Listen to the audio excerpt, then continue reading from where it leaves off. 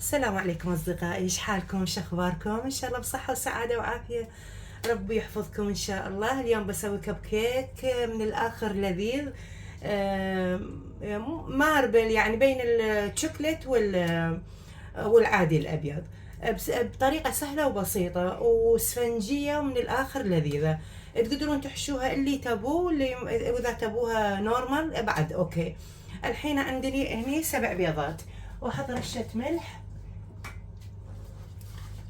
رشة ملح، وأحط الفانيلا، نضيف الفانيلا، وأضيف السكر مرة واحدة، 3/4 الكوب سكر، وأخلطها إلى أن يعني يبيض الخليط. أوكي يا أحبابي، وأرد لكم إن شاء الله، بس خل أخلطها قدامكم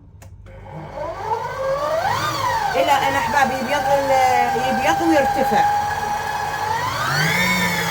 الحين أحبابي بعد ما وصل الخليط لهذا القوام مثل ما انتم شايفين، ما شاء الله تبارك الرحمن. شوفوا أحبابي شلون. الحين ما نحتاج الخلاط أو المكنة. عفوا. اوكي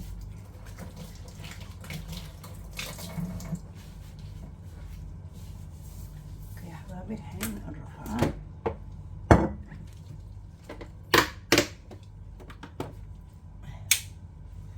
الحين أحبابي أضيف عندي معلقة خل، معلقة واحدة خل، وأحرك بالوسك.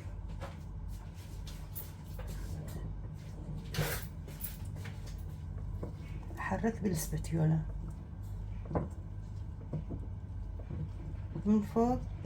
من تحت إلى فوق علشان من نضيع الهواء. الحين عندي هني أحبابي،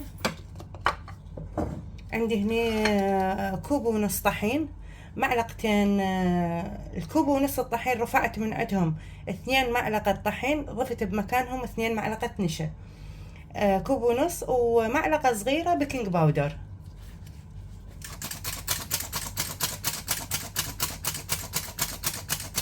هاي بدون لا زيوت ولا أي دهون ولا حليب.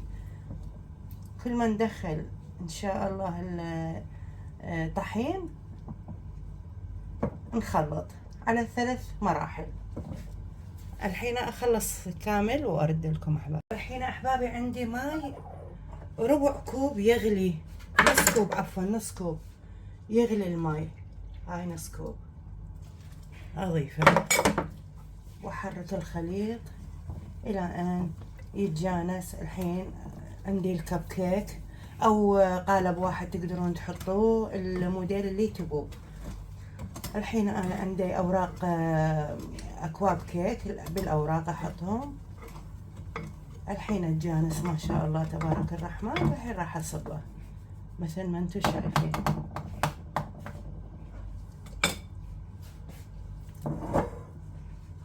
والحين أحبابي عندي هذه الصينية فيها أوراق الكب كيك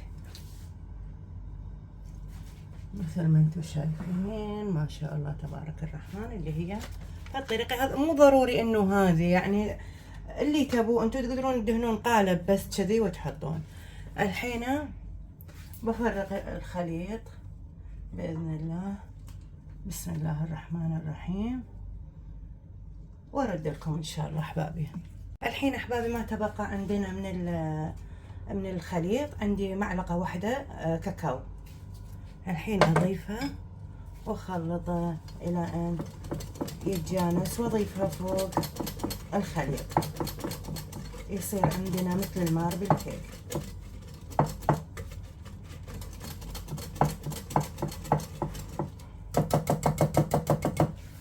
بهالطريقة احبابي صار اوكي. الحين مثل ما انتم شايفين احبابي اضيف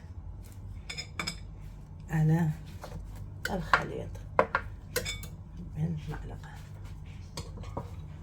بسم الله الرحمن الرحيم، وهكذا حتى انتهاء الكمية احبابي. الحين اضيف الخليط وارد لكم باذن الله. احبابي بعد ما انه حطيت الخليط الكيك راح ادخله على فرن على حرارة 160 لمدة 25 دقيقة. اوكي احبابي وارد لكم. هنا احبابي ما شاء الله تبارك الرحمن هذا الكب كيك الحين خلال دقيقتين بطلع ان شاء الله، بس شوي ياخذ لون من فوق. اوكي احبابي ربي يحفظكم. وهذا احبابي الكب كيك ما شاء الله تبارك الرحمن، شوفوا يجنن. الحين احبابي هذا الكب كيك ما شاء الله تبارك الرحمن، الحين افتح وحده واشوفكم اياها. روعة اسفنجية تصلح يعني تحشو سووا اي شيء.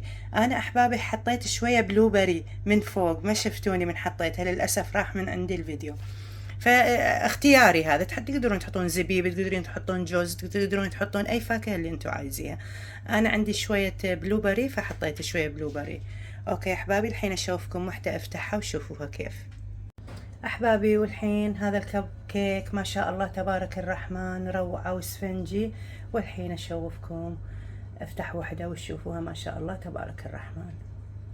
الحين احبابي افتح وحدة معاكم تشوفوها ما شاء الله. شوفوا شلون اسفنجية.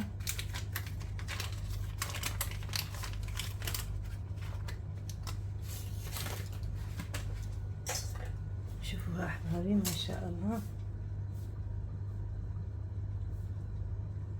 افتح واحدة شوفوا احبابي. هذه هي كيكتنا الكب كيك ما شاء الله تبارك الرحمن. استودعكم الله واترككم بحفظ الله.